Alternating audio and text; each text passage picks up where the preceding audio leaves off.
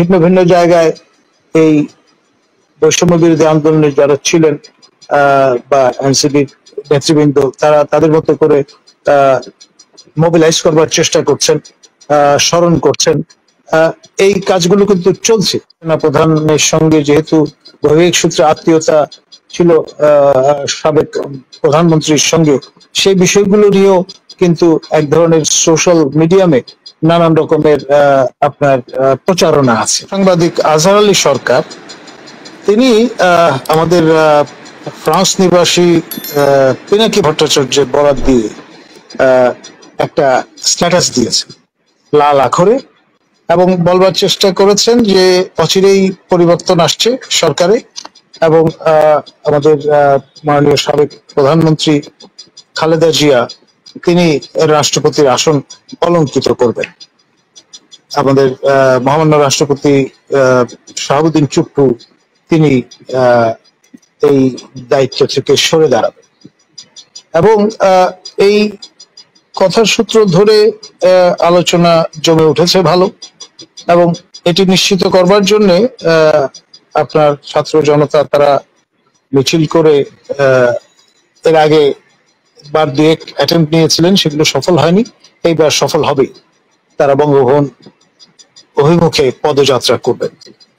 এই ঘোষণা দেওয়ার পর এটা নিয়ে প্রচুর আলাপ আলোচনা শুরু হয়ে গেছে, এবং এরপরে আবার আরেকটা স্ট্যাটাস দিয়েছেন আজহার আলী সরকার। তিনি বলেছেন যে পরিকল্পনাটি করা হয়েছিল সেখান থেকে আবার সরে গেছেন যারা আয়োজন করার চিন্তা করছিলেন, তারা এখন আর এই পরিবর্তন এই মুহূর্তে হচ্ছে না।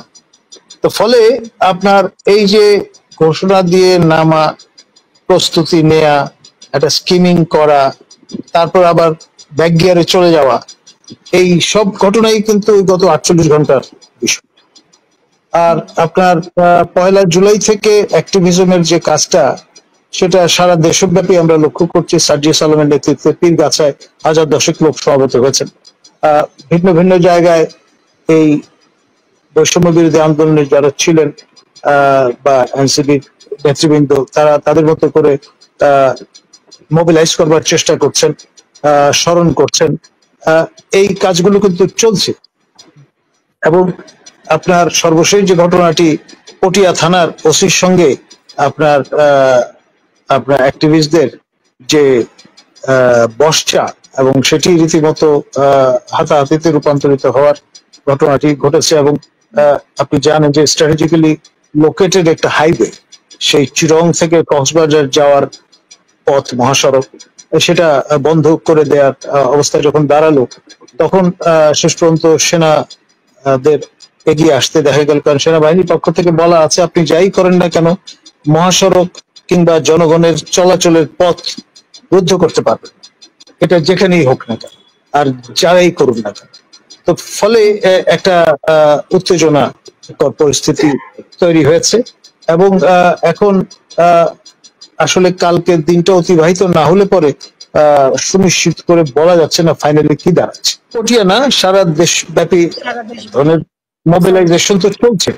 এটা আপনি স্মরণ বলেন বা আপনার মোবিলাইজেশন যে অর্থেই বলেন, অর্থাৎ প্রতীকীভাবে হলেও সেই 1 জুলাই থেকে যে কোটা বিরোধী আন্দোলন শুরু হয়েছিল, বৈষম্য বিরোধী আন্দোলন শুরু হয়েছিল, তার কমেমোরেশন বলতে পারে। এবং এই যে সিম্বলিক ভাবে মহামান্য রাষ্ট্রপতি শাহাবুদ্দিন চুপ্পু আগের রেজিমের অবশেষ, তারপরে মাননীয় সেনা প্রধানের সঙ্গে যেহেতু বৈবাহিক সূত্রে আত্মীয়তা ছিল সাবেক প্রধানমন্ত্রীর সঙ্গে, সেই বিষয়গুলো নিয়েও কিন্তু এক ধরনের সোশ্যাল মিডিয়ামে নানান রকমের আপনার প্রচারণা আছে। তো সব মিলিয়ে শেষ পর্যন্ত কি দাঁড়ায়, এই প্রচারণার গতি প্রকৃতি কোন দিকে ধাবিত হয়, এবং তার ফলে অ্যাক্টিভিজমটা কোন নেচারের হয়, সেটিও দেখবার বিষয়। ধন্যবাদ।